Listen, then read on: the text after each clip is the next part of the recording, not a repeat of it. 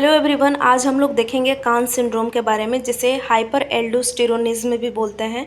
हम लोग जानते हैं कि एड्रिनल ग्लैंड का जो कॉर्टेक्स एरिया है वहाँ से 3 टाइप के हार्मोन्स रिलीज होते हैं, जिसे साल्ट, शुगर और सेक्स हार्मोन बोलते हैं।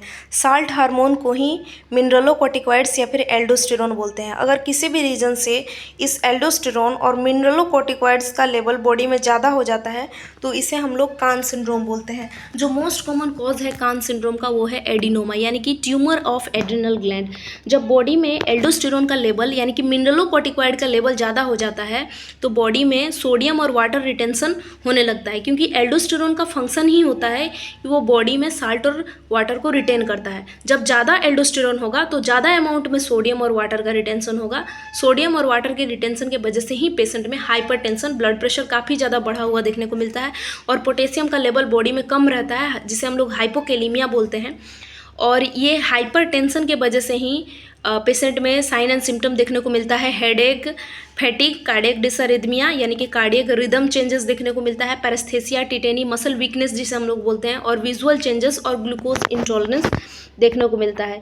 इसमें अगर इंटरवेंशन की बात करें तो वाइटल साइन को मॉनिटर करना है, उसमें भी ब्लड प्रेशर को स्पेशली मॉनिटर करना है।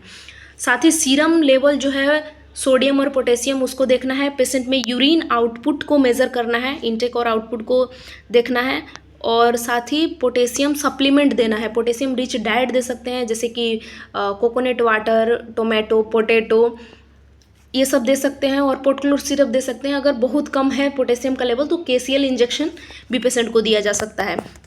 साथ ही पोटेशियम रिटेनिंग डाययूरेटिक्स दिया जाता है, डाययूरेटिक्स ताकि बॉडी से वाटर को बाहर निकाला जा सके, और पोटेशियम को बॉडी में रिटेन कराने के लिए ही पोटेशियम रिटेनिंग डाययूरेटिक्स दिया जाता है।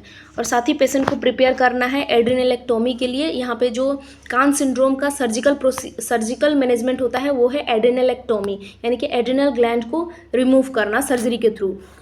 सर्जरी से पहले पेशेंट को ग्लूकोकॉर्टिकॉइड्स दिया जाता है, क्योंकि स्ट्रेस के कंडीशन में ग्लूकोज का मेटाबॉलिज्म जो है वो अल्टर हो जाता है, इसलिए पेशेंट को ग्लूकोकॉर्टिकॉइड्स प्री ऑपरेटिवली दिया जाता है। So this is all about Conn syndrome. If you like this video please like and subscribe.